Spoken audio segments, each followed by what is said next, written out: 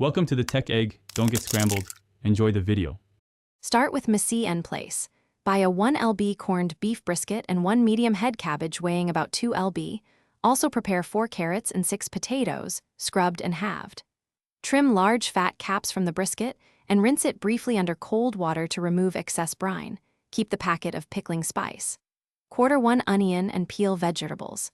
Measure exactly 3 cups water and set aside 1 tablespoon pickling spice. This set of ingredients establishes the only way method for consistent results.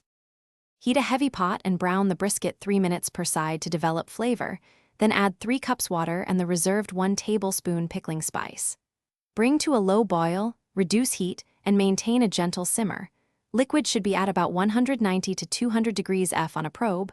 Cover and cook for 5 to 3 hours until fork tender.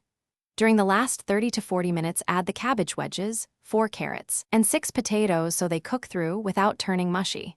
Remove pot from heat and test meat for tenderness. When the brisket is fork tender, lift it from the pot and let it rest for 15 minutes on a cutting board.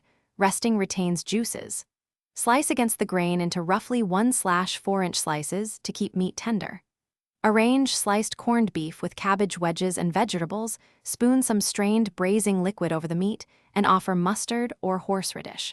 Refrigerate leftovers in airtight containers for 3 to 4 days. When reheating, cover and bring internal temperature to 165 degrees F for safe serving and to preserve texture. Thanks for watching. Consider subscribing if I helped unscramble your problems.